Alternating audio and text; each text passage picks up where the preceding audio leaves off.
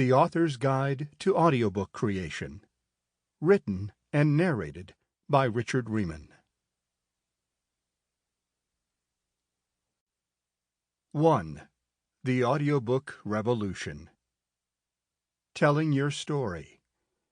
I've been a pirate, a cowboy, a bootlegger, 6 aliens, 2 monsters, a world-famous balloon pilot, and a B-17 bomber pilot shot down in World War II. I've traveled to other times, dimensions, mysterious islands, and haunted houses. I've helped you sell stuff on eBay and self-publish your Kindle book. I've been a man who lost 150 pounds, and I have lived forever. Who am I really? I'm Richard Rieman, and I am an audiobook narrator. I'm a performer in the theater of the mind. Since the age of 7, I've been a professional writer. I discovered that if I wrote stories that included the names of my second-grade classmates on a ruled piece of paper, both sides, in pencil, they would give me 5 cents to read them. Bingo! Now I had comic book money. When I narrate an audiobook, I quietly tell you in your headphones, "Listen to me. I have something important, interesting, dramatic, funny, entertaining, wonderful to tell you." People primarily listen in cars, but they are now listening to audiobooks on their smartphones while exercising and doing mindless chores and multitasking. Why should you do an audiobook? Become part of the audiobook revolution.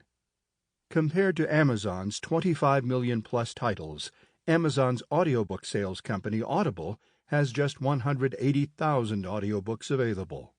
In the next 5 years, Amazon expects that number to grow to more than 1 million audiobooks. You might think ebooks are the fastest-growing book publishing format. Nope. In fact, ebook growth has stagnated since 2014. Audiobooks are by far the fastest-growing way people enjoy books. It's the hot ticket for today's author. You're an author. Should you have an audiobook as well as an ebook, paperback or hardcover? In one word, absolutely. And I will show you how. Why you should grab your readers by the ears. Almost half, 46% of people, say they have listened to an audiobook. Why? Audiobook buyers love the convenience of listening, especially on those long car trips or commutes. The average American work commute is about 50 minutes each day, or just over 4 hours a week, and it's getting longer every year. People primarily listen in cars, but they are now listening to audiobooks on their smartphones while exercising or doing mindless chores and multitasking. If that doesn't get your attention, here are more numbers for you. In 2015, the annual Audio Publishers Association, APA survey reported a 20% increase in audiobook sales compared to 6% for ebooks and just over a 4% increase in sales in the overall book trade industry. For 2016, the APA estimates that audiobook annual sales will total more than $2 billion. Will you get your share? It is Marketing 101 to be everywhere your readers and buyers are. Audiobook buyers are a different source of readers. Audiobooks are a new revenue stream for your already created book.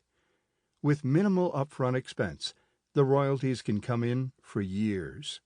New technologies such as Amazon's WhisperSync feature allow readers to seamlessly move from the digital version to the audiobook, picking up in the place the reader left off. The cost of recording an audiobook has fallen from around $25,000 in the late 1990s, when most audiobooks were recorded in major LA and New York City studios, to less than $3,000 now, thanks to the explosion of home recording studios. Acclaimed science fiction and fantasy author Neil Gaiman said on his blog at neilgaiman.com, "At the heart of the system is this idea. The rights to an audiobook often remain unrealized, and the book is never recorded. And there's huge potential sitting there, too. The potential for creative work, the potential for new income, and the potential for good listening."